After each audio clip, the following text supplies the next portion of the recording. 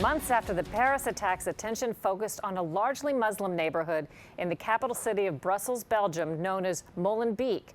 It's become notorious as the launching point for Islamic terrorist attacks in Europe. About a week ago, Belgian authorities arrested a suspect from the Paris attacks there. Then on Tuesday, the simmering neighborhood proved to have ties to the terrorist attacks unleashed in Brussels. Scott Thuman reported from Molenbeek last December, where people warned more trouble was ahead. Before the smoke from the fatal blast in Belgium had even cleared, the questions were adding up fast. Brussels had been under an international microscope for months, if not longer. So how did it happen? We were in the capital last time the country was under a level 4 alert, and while soldiers seemed on virtually every street corner, they were impossible to find here, in Molenbeek, a diverse suburb with a dangerous dynamic, home to the mastermind of the Paris attacks and where fellow suspect Salah Abdeslam was captured last week. Who has been hit in the knee is Salah Abdeslam. Molenbeek was also tied to the Madrid train bombings and the Belgian Jewish museum shooting. An apocalyptic period. Johan Lehmann, an activist and professor there, was sounding the alarm well before now. Do you think that they've been ignored, those warnings? Of course. Because I think that this is very clear. I think our approach of the phenomenon is too bureaucratic. And his predictions that the Belgians aren't doing enough just 3 months ago seem eerily prophetic. For 2 weeks there is some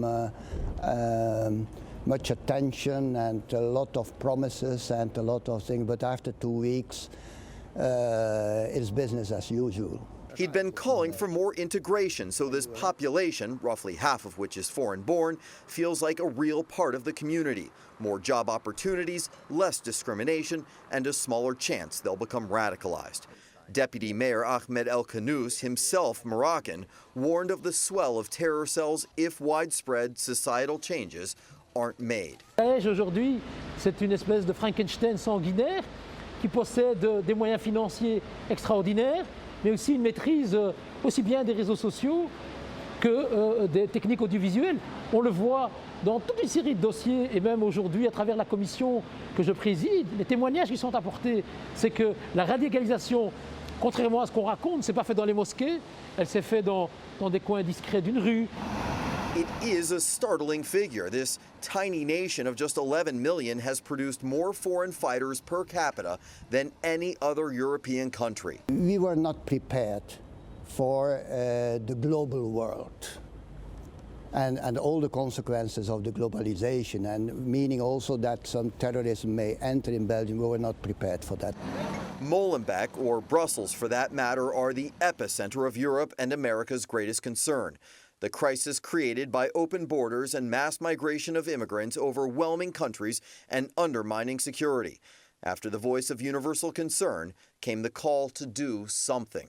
He said, well, we need to empower law enforcement to patrol and secure Muslim neighborhoods before they become radicalized. As far as the notion of having surveillance of neighborhoods where Muslims are present, the notion that we would start down that slippery slope makes absolutely no sense.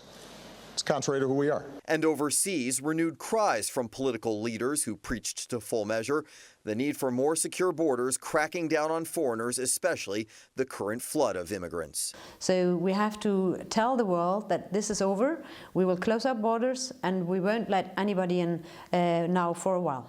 Beatrix von Stoy is deputy of Germany's right-wing Alternative for Deutschland party.